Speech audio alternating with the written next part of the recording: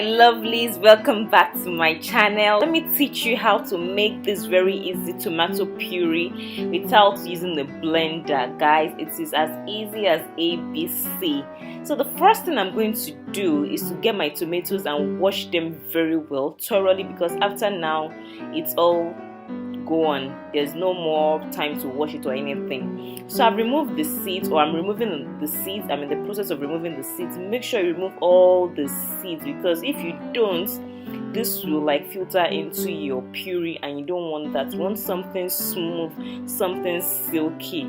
Of course, you can use the seeds, you can save them for later, you can blend it all up and use it for your sauce or something later. No waste here, guys. You can just save it for something else. So the next thing I'm going to do is to chop my tomatoes into very tiny pieces. This is what is going to help me, because you remember we are not using a blender, so you have to chop it into small pieces. It doesn't have to be like this. Just chop it up anyhow you want to chop it up, guys. No precision, no definition, nothing. Just chop it up anyhow, any which way.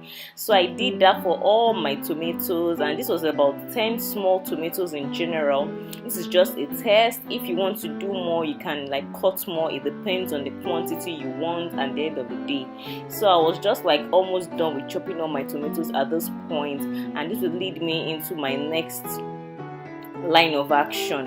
When you are done chopping up your tomatoes like so, the next thing you're going to do is to grab a pot where you're now going to transfer all your chopped tomatoes.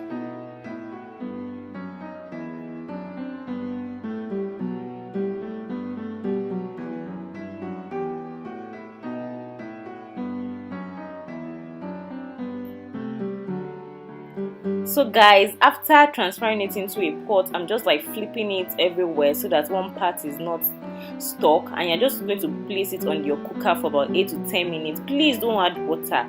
The tomato juice is going to secrete on its own. You don't need to add water, or else your puree is going to be spoiled. And the next and the final thing to do is just to get a fine sieve, not something too big, something like this kind of sieve that you don't have a lot of particles going through it, and just pass it through a sieve. You know the tomato is already soft from cooking, so easily you don't even need to exert a lot of pressure.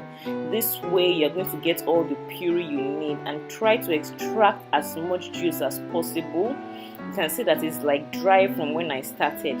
Like I also said, you can save this to use for stew, you can use it for something else. And guys, our tomato puree is ready.